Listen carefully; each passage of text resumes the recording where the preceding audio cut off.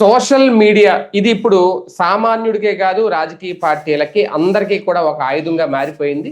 దీన్ని మంచిగా ఉపయోగించుకునే వాళ్ళు ఉన్నారు. అలాగే దీన్ని ఎవరికి వాళ్ళు వ్యక్తిగతంగా లేదంటే ఎదుటి వ్యక్తిని వ్యక్తిగతంగా కించపరచడానికి కూడా ఉపయోగించుకునే వాళ్ళు ఎక్కువైపోయారు. ఈ నేపథ్యంలో తాజాగా హైకోర్టు కొన్ని కీలక వ్యాఖ్యలు చేసింది. అయితే ప్రధానంగా ఇక్కడ పోలీసులు టార్గెట్ అయ్యారా హైకోర్టు చేసిన వ్యాఖ్యలు? అదే నేపథ్యంలో సజ్జల భార్గవరెడ్డి వేసిన పిటిషన్ నేపథ్యంలో ఆ వాదనలు వినిపిస్తున్న సమయంలో ఇది రావడం, వాస్తవానికి సజ్జల భాస్కర్ రెడ్డి ఆ లుకౌట్ నోటీసులకు సంబంధించి వేసుకున్న పిటిషన్ ఏవైతే ఉందో వాటిని రద్దు చేయాలనేది ఆ అంశం పక్కకి వెళ్ళిపోయింది. మెయిన్ మొత్తం ఇదే కాన్సెప్ట్ ఇప్పుడు అంటే పోలీసుల్ని అలర్ట్ చేస్తోంది హైకోర్టు, కోర్టు ఒక రకంగా. అదే నేపథ్యంలో ఎందుకు కంట్రోల్ చేయలేకపోతున్నారు, ఒక ఆంధ్రప్రదేశ్ ముఖ్యమంత్రిని బెదిరించే స్థాయికి ప్లకార్డులు పెట్టి, ఫ్లెక్సీలు పెట్టి, లేదంటే సోషల్ మీడియాలో ఈ తరహా రాతలు రాయడం ఎందుకు కంట్రోల్ చేయలేకపోతున్నారు అనేది, దీనికి ప్రభుత్వం ఏ రకంగా రియాక్ట్ అవ్వాల్సిన అవసరం ఉంది, దీన్ని ఎలా చూడాలి, ఇదే అంశం మీద చర్చించే ప్రయత్నం చేద్దాం. సార్, ఒకటి సోషల్ మీడియాలో ఈ రాతలు, ఈ అరెస్టులు ఒక రకంగా ఈ మధ్యకాలంలో బాగా ఎక్కువైనాయి 2024 తర్వాత. కానీ అయినా ఇంకా కంట్రోల్ అవ్వలేదనా, అంటే ముందు హైకోర్టు పోలీసులకి ఇచ్చిన వార్నింగ్ అది ఎలా చూడాలి? వాస్తవంగా న్యాయ వ్యవస్థ చాలాసార్లు కామెంట్ చేస్తుంటుంది. ఆ కామెంట్కి సంబంధించినటువంటి వాటిది వేరు, ఆర్డర్ వేరు. ఫైనల్ ఇచ్చే ఆర్డరే ముఖ్యం. ఇప్పుడు ఒక రాష్ట్ర ముఖ్యమంత్రి స్థాయి వ్యక్తిని ఇలా నిందిస్తే మీరు ఎట్లా చూస్తా ఊరుకుంటున్నారు? అదే కదా మాట్లాడారు. వెరీ గుడ్, చాలా మంచి పాయింట్. రఘురామకృష్ణరాజు కేసు ఏంటి? రఘురామకృష్ణరాజు మీద అప్పుడు ప్రభుత్వం పెట్టిన కేసు ఏంటి? అప్పుడు కూడా ఆయన సీఎంనే కదా చేసిన. మరి రోజు రచ్చబండ పెట్టి అరే నా కొడకాతో సహా మాట్లాడాడు కదా ఆయన. ఆ రోజు ఆయన మాట్లాడని పద్యాలు ఏముంది ఆ రోజున? లేదా అట్లాగే వాళ్ళకి సంబంధించిన ఒక 2-3 నెట్వర్క్లు పర్టికులర్ గా అదే గది చేసింది. అసలు ఎక్కడ ఎందుకు చంద్రబాబు గారి దగ్గర నుంచి పవన్ కళ్యాణ్ దాకా వీళ్ళందరూ సైకో అనే ఒక పదంతో వాడారు కదా. Is it acceptable by judiciary? న్యాయ వ్యవస్థ దాన్ని అంగీకరిస్తుందా? అప్పుడు ఆయన ముఖ్యమంత్రే కదా. ముఖ్యమంత్రిగా ఉన్న వ్యక్తిని సైకో అని సంబోధించడాన్ని న్యాయ వ్యవస్థ అంగీకరిస్తుందా? మరి అంటే న్యాయ వ్యవస్థకు సంబంధం లేదు అది. ఆ రోజున ప్రభుత్వం కేసులు పెట్టింది, ఆ కేసుల్ని కోర్టు తప్పు పట్టింది.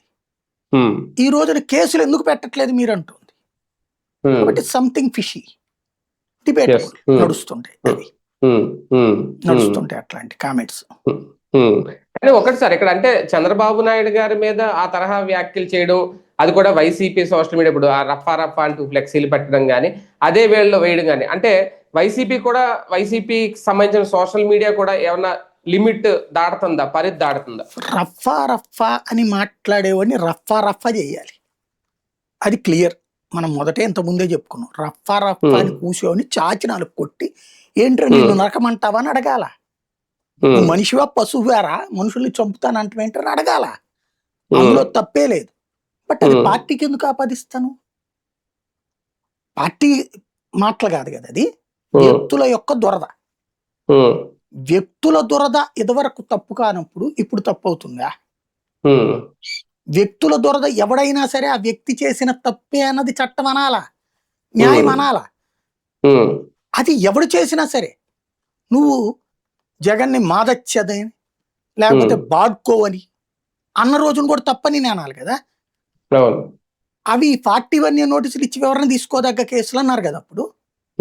మరి ఇప్పుడు వీళ్ళు కూడా 41A నోటీసులు అంటున్నారు కదా.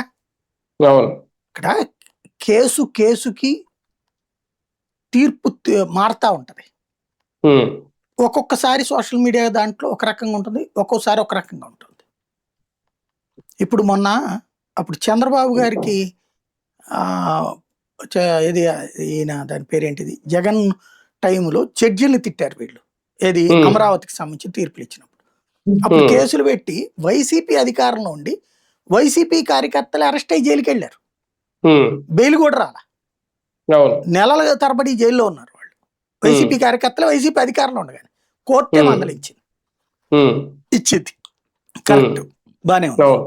చంద్రబాబు గారు అరెస్ట్ అప్పుడు ఆ అరెస్టుకి ఆయన రిమాండ్కి పంపించిన జడ్జిని దారుణాతి దారుణ వ్యాఖ్యలు చేశారు.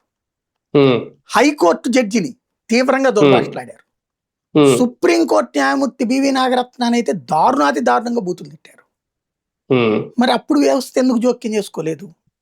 ఉమ్, అప్పుడు అదే వ్యవస్థ, అప్పుడు జగనే సీఎం, అవును అప్పుడు జడ్జిలనే తిట్టింది. అవును. ఒక విషయంలో జడ్జిల్ని తిట్టినప్పుడు కేసులైనవి, ఒక విషయంలో జడ్జిల్ని అప్పుడు సిబిఐ కూడా అప్పగించారంటగా ఫస్ట్ సారిది, దాని మీద 2020లో ఫస్ట్ సారిది. అదే అదే జగన్ జగన్ ప్రభుత్వం జగన్ సరిగా పట్టించుకోవట్లేదని సిబిఐ కూడా పెట్టారు. అదే జగన్ టైంలోనే ఆ 2020. రెండోసారిది పెట్టలా. ఓకే. నేను అంటోంది అది. అసలు న్యాయ వ్యవస్థ ఇనిషియేటివ్ తీసుకోలేదు అక్కడ. ఏంటంటే అట్లాగే ఉంటుంది. ఇప్పుడు బేసిక్ గా ఒకటి ఖచ్చితంగా న్యాయ వ్యవస్థ కనుక లేకపోతే ఇవాళ ఈ బూతులు ఆగవు. ఎందుకంటే ప్రెస్ మీట్ పెట్టి లంకొడకలు ముంకొడకలు మాట్లాడుతున్న రోజులు, సంస్కారం చచ్చిపోయిన రాజకీయం. ఇప్పుడు ఎంత ఎక్కువ బూతు మాట్లాడతాడు అంత గొప్ప నాయకుడు అని మాట్లాడుతున్నటువంటి రోజులు. ఆ మాటలకి తర్వాత ప్రజలు జగన్ వాళ్ళకి తీర్పిస్తారు, చంద్రబాబు వాళ్ళకి తీర్పిస్తారు. ఇప్పుడు చంద్రబాబుకి 23 స్థానాలు ఇచ్చినప్పుడు అప్పుడు వైసీపీ వాళ్ళు ఏమన్నారు, నా కొడక అంటూ బొండవమా లాంటోడు రెచ్చిపోబట్టే అన్నారు. మరి వీళ్ళేమో దేవుడి విగ్రహం ధ్వంసం అయితే కూడా దేవుడి విగ్రహం పోతే విగ్రహం పెడతాం అన్నట్టు వీళ్ళు. ఎవడు తక్కువ తిన్నోడు? నోటి దూల నేతల్ని ఇద్దరు కంట్రోల్ చేయరు, పైగా చప్పట్లు కొట్టి ప్రోత్సహిస్తారు. సీరియస్ అయ్యారు అని కాస్త ఈయన తెలుగుదేశం రాయనన్న రాయిపించుకుంటారు పేపర్, వీళ్ళు అది కూడా రాయిపించరు. ఇంకా పైగా ప్రశంసిస్తాడు జగన్మోహన్ రెడ్డి. ఇద్దరు చేస్తున్న ఈ తప్పుని కంట్రోల్ చేయగలిగిన వ్యవస్థ న్యాయ వ్యవస్థే ఖచ్చితంగా చెప్పాలండి. అయితే అక్కడ నిష్పాక్షికత ఉందన్నటువంటిది జనానికి ఫీలింగ్ కల్పించడం అన్నది ముఖ్యం.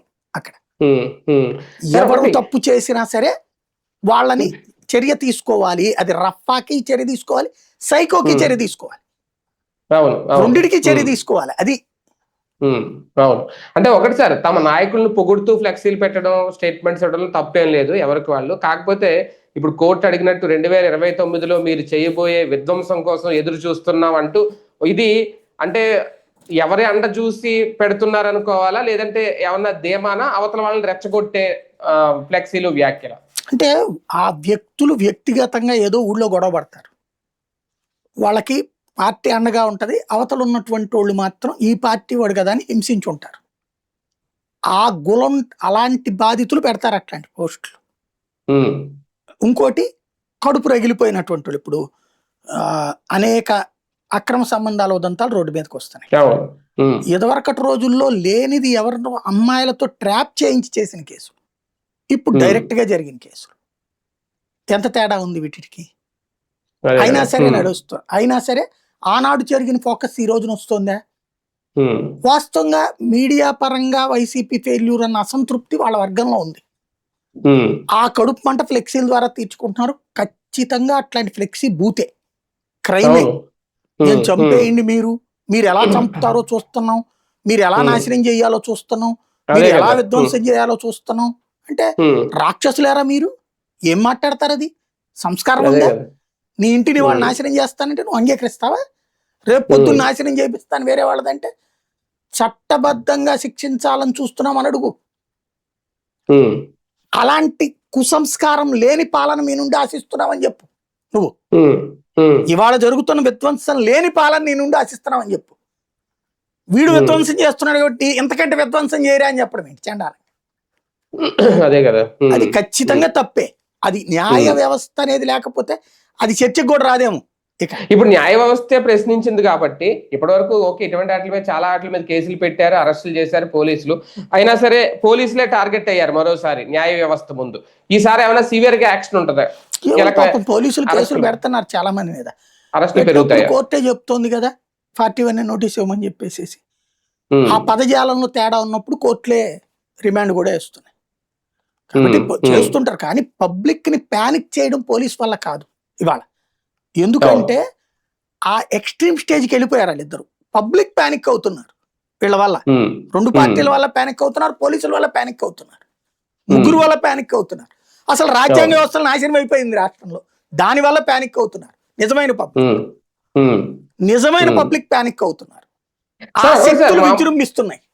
మామూలుగా జనరల్ గా ఆలోచిస్తే సోషల్ మీడియా వల్ల ఇలాంటి పోస్టులు పెట్టే వాళ్ళు కంట్రోల్ తప్పుతున్నారా, లేదంటే ప్రస్తుత సిచ్యువేషన్స్ చూసి రాజకీయంగా ఒకరినొకరు చేసుకుంటున్న ఈ రాజకీయాలు చూసి కంట్రోల్ తప్పుతున్నారా? లేదు, వ్యక్తుల యొక్క దురదండి అది. నేనేదో పార్టీల పరమైంది అనుకున్నాను. ఒక్కొక్కడికి ఇప్పుడు మనం కూడా మాట్లాడుతున్నప్పుడు ఇదివరకు నాతో కూడా అంటుండేవాడు, అంటే ప్రధానికి మా తప్పు అంటుంటారండి, అదే తెలుగుదేశం వాళ్ళ మీద జగన్ కేసు పెట్ట అచ్చెన్నాయుడు ఎట్టంటోడు, అయ్యన్నపాతుడు ఎట్టంటోడు, అది మీరు తప్పని ఎందుకు అంటారని అడిగేవాళ్ళు నన్ను చాలా మంది. అంటే ప్రతీకార రాజకీయ ధోరణులు పెరిగిపోయినప్పుడు ఆటోమేటిక్ గా పబ్లిక్ ఏమన్నా కంట్రోల్ తప్పరా? దానికి సోషల్ మీడియా వాడుకొని ఇలాంటి వ్యాఖ్యలు చేస్తున్నారు. ఇప్పుడు నేను 40 ఏళ్ల నుంచి చూస్తున్నాను, 32 ఏళ్ళు జర్నలిజం ఫీల్డ్, అంతకుముందు ఒక 7-8 ఏళ్ళు ఊహ తెలిసిన రాజకీయమే కదా చూసింది. ఈ రాజకీయాల్లో నేను అబ్జర్వ్ చేసింది, రౌడీని సమర్థించే శక్తులు రోడ్డెక్కి మాట్లాడతాయి, రౌడీ బాధితులు పక్కకెళ్ళి చిచ్చి ఏం దరిద్రం అనుకుంటారు, బయటకు వచ్చి మాట్లాడలేరు. ఫ్యాక్షనిస్టు వెనకాల తిరిగేవాడు మావాడు సూపర్లో పొడుస్తాడని సంబరపడతారు, కానీ ఏంట్రా ఈ రాక్షసం అన్నటువంటి పబ్లిక్ పక్కనకి వెళ్ళి సైలెంట్గా ఉంటారు.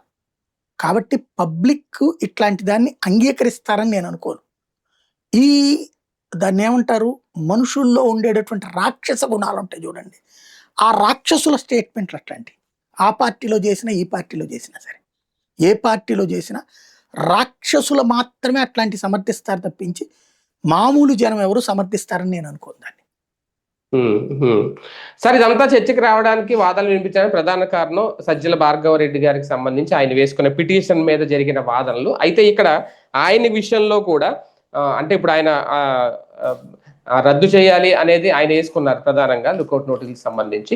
కానీ ఆయనకు కూడా నోటీసులు ఇవ్వకుండా ఆయన విచారణకు సహకరించలేదు అనే వాదన ప్రస్తావనకు వచ్చిందా? అది కొంచెం హైడ్ అయినట్టు కనిపిస్తోంది. ఇక్కడ బేసిక్గా ఒకటి, మనం ప్రస్తుతం వ్యవస్థలతో ఆటలు ఆడుతున్నాం తప్పించి వ్యవస్థను వ్యవస్థగా పెట్టట్లేదు. ఆయన మీద పెట్టిన కేసు లేదు, ఆయనకి ఎఫ్ఐఆర్ పంపించి రా అంటే అయిపోతుంది కదా. వీళ్ళు అతన్ని కావాలని చెప్పి కేసుల మీద కేసులు పెట్టి బయట విదేశాలకు వెళ్లకుండా ఆర్డర్లు వేస్తున్నారు. దాన్ని అక్కడ అతను తప్పు పట్టింది, దాని మీద విచారణ జరిపింది. ఎందుకు ఎన్ని కేసుల్లో కోర్టులు సీరియస్ అయినాయి, బాబు అంటే కూడా చెప్పలేదు కదా. రఘురామకృష్ణరాజు కేసులో కూడా ఎన్ని ఉన్నాయంటే కూడా అట్లాగుంటాయి, విచిత్రమైన పరిస్థితులు ఉంటాయి. సార్, మామూలుగా ఇలాంటి జరగడం ముందు ఆయనకి నోటీసులు ఇవ్వడం, ఆయన అందుబాటులో కుటుంబ సభ్యులకు నోటీసులు అది ఇవ్వకపోవడం వల్లనే అతను వేసుకున్నాడు పిటిషన్. అవును, అది లేకుండా డైరెక్ట్ గా లుకౌట్ నోటీసులు జారీ చేసేయడం అనేది ఇప్పుడు అదేనా? నేను అంటోంది అదే, రాజ్యాంగ వ్యవస్థలు విఫలమైనవి. ఇక్కడ అనవసరపు డ్రాగన్ చేస్తున్నారు. అది సజ్జల భార్గవ్ మీద నువ్వు నోటీస్ ఇచ్చి విచారణ చేయాల్సింది కాస్త ఈ రచ్చ చేసుకోవడం ఎందుకు?